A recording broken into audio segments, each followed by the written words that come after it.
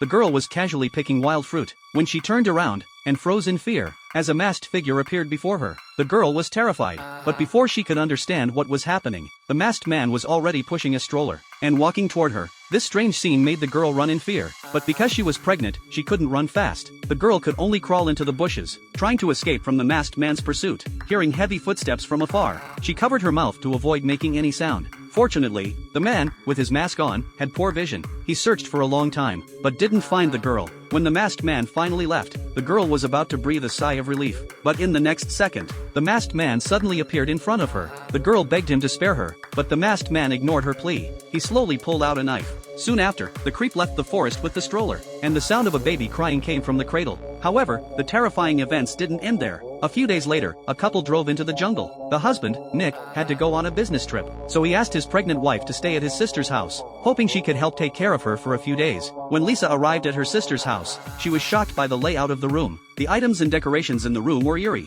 Just then, there was a sudden knock at the door, which startled Lisa. She grabbed a baseball bat to defend herself. Fortunately, at the crucial moment, Lisa quickly shut the door, but accidentally knocked her sister down. Lisa hurriedly took out her phone to call the police, but despairingly, there was no signal in this remote suburb. Before she could think of a solution, there was another knock at the door. She heard a little girl's voice. Lisa quietly went to the door to check. At that critical moment, Lisa quickly pulled the girl inside, saving her life. The girl was actually the landlord's daughter. She had come by to get a drink of water, but ended up in this situation. With the girl's help, Lisa took a shotgun from the cupboard. If the masked man appeared, she would shoot him. After a while, they heard the girl's mother shouting outside, worried that the woman might be in danger. Lisa hurriedly opened the door.